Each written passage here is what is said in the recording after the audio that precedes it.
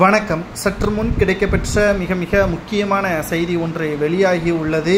அனைத்திந்திய அண்ணா திராவிட முன்னேற்றக் கழகத்தின் பொதுச் செயலாளர் எடப்பாடி பழனிசாமியின் கதை ஒட்டுமொத்தமாக முடியப் போகிறது. உள்துறை அமைச்சர் அமித்ஷாவை ரகசியமாக சந்தித்த அதிமுகவின் முன்னாள் அமைச்சர் வேலுமணி அவர்கள் எடப்பாடியின் ஒட்டுமொத்த டேட்டாவையும் கொடுத்துவிட்டார். அதிமுகவில் நடக்கக்கூடிய பிரச்சனைகள், எடப்பாடி பழனிசாமி செங்கோட்டையனை எதிர்த்து நிற்பது, வருகின்ற சட்டசபை தேர்தலில் அதிமுகவின் கள நிலவரம் என்ன, எடப்பாடி தற்பொழுது என்ன நிலைமையில் இருக்கிறார், அதிமுக ஒருங்கிணைந்தால் மட்டும்தான் வெற்றியடையும் என்று உள்துறை அமைச்சர் அமித்ஷா அவர்கள் வேலுமணி அவர்களிடம் தெரிவித்த பிறகு, இதற்கு எடப்பாடி சம்மதம் தெரிவிக்கவில்லை என்றால் கொடநாடு வழக்கு, சொத்து குவிப்பு வழக்கை அமலாக்கத்துறை அதிகாரிகள் கையில் எடுத்து எடப்பாடியை சிறையில் தள்ளுவதற்கான உத்தரவை உள்துறை அமைச்சர் சொல்ல உள்ளதாக வேலுமணி அவர்களிடம் தெரிவித்துவிட்டார்.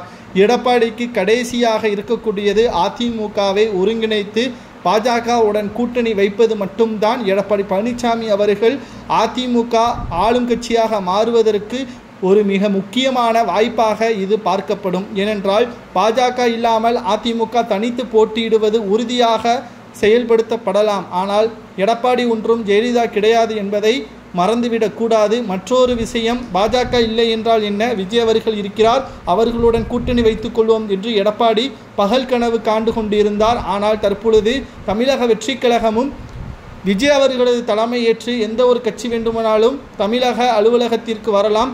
ஆனால் அதிமுகவின் தலைமை ஏற்று நிச்சயம் நாங்கள் செல்ல மாட்டோம் என்று தாவேகா அலுவலகம் தெரிவித்து விட்டது. தற்பொழுது ஒட்டுமொத்தமாக திராவிட முன்னேற்றக் கழகம் மீண்டும் 7வது முறை மு.க. ஸ்டாலின் அவர்கள் 2வது முறை முதல்வராக பொறுப்பேற்கக்கூடிய சூழலை அதிமுக செய்துவிடக்கூடாது.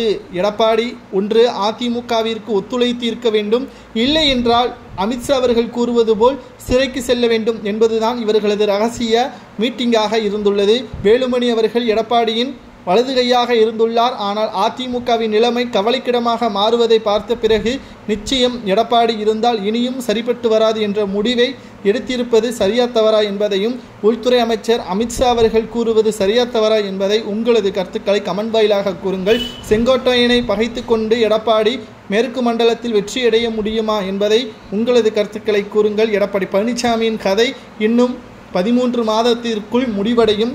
டிசம்பர் மாதத்தில் என்ன நடக்கப் போகிறது என்பதை பொறுத்திருந்து பார்க்கலாம்.